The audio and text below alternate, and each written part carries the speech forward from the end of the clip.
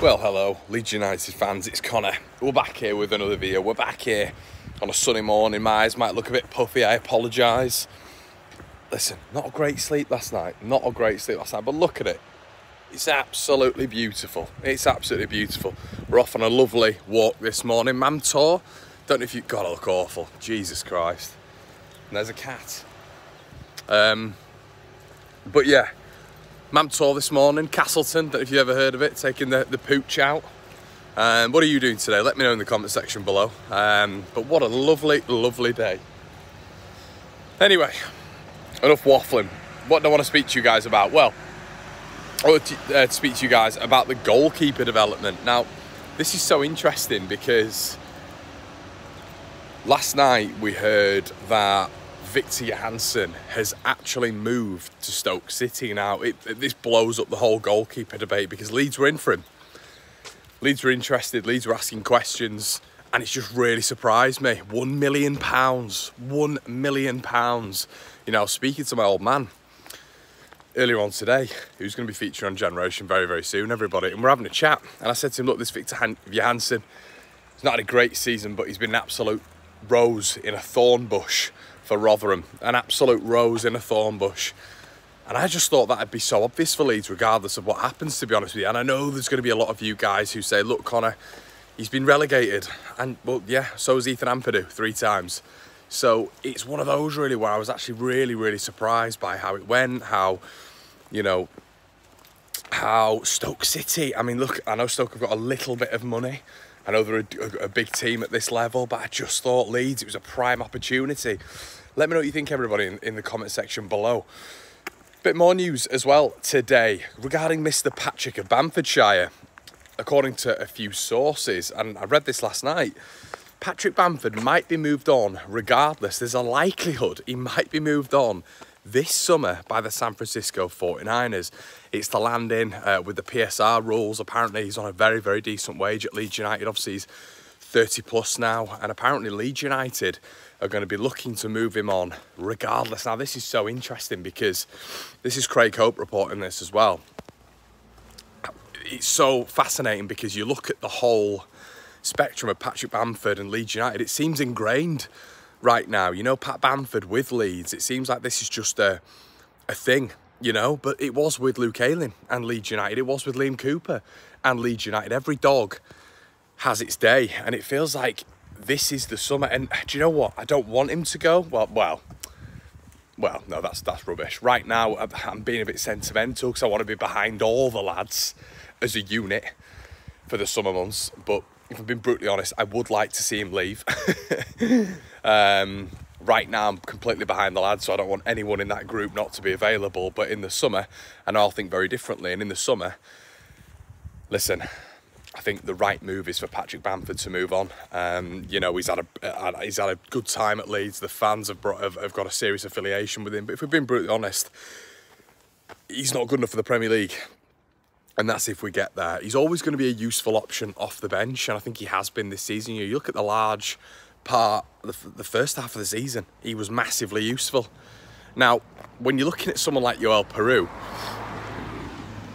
and you're looking at Patrick Bamford as a comparison, who would you rather have? Now, take away from me what Peru did the other night. But can you? Can you take away what Peru did the other night? Because that was a centre-forward performance. That was an excellent centre-forward performance. All the assets you want from a centre-forward: aggressive, tenacious, clever, quick. You know, football IQ in between those centre-backs, excellent. You know, when to make the moves, when not to make the moves. He was excellent the other night. It was his best performance in a Leeds shirt for me as a centre-forward as well. So do you compare them both? But for me, in a Daniel Farke system, if we're in the Championship, you'd probably rather have Bamford spearheading that attack still over Joel Peru.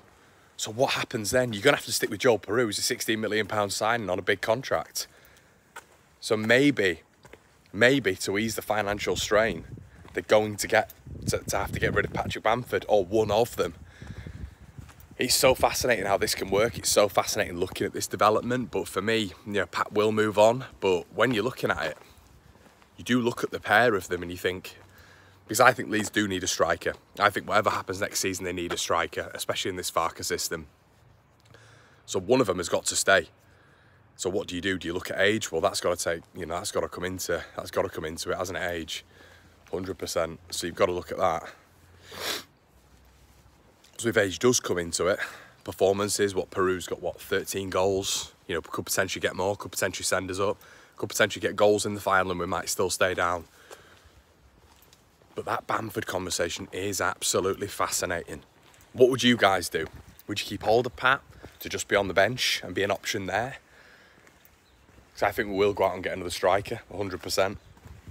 So it's fascinating how this will go. Really, really interesting. Luke Ayling, looks like Middlesbrough are going to commit to the right back, sign him up. Obviously, he's had a really, really good campaign. I think he's played 19 games, got about 6 assists, 7 assists, which is truly brilliant for a loan spell. And you know, I was looking at his assists at Leeds United. He was assists at Leeds United. I think he's got maybe in his overall time 22 or 23, and he's got what 5, 6, 7, 8.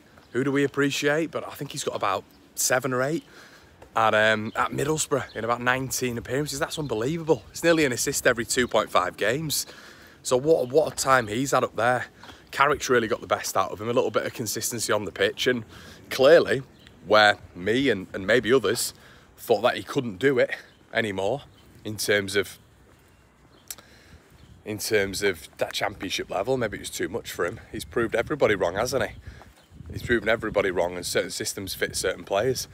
But yeah, shout out to Luke. I'm really, really happy for him. So it's going to be, this whole start is going to be so interesting. I thought Victor Johansson was going to be a solid pick for Leeds. I know for a fact they were in for him.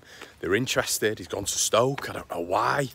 As we knew earlier on, multiple reports stating that he had the pick of the championship after him, especially the top level clubs at this stage.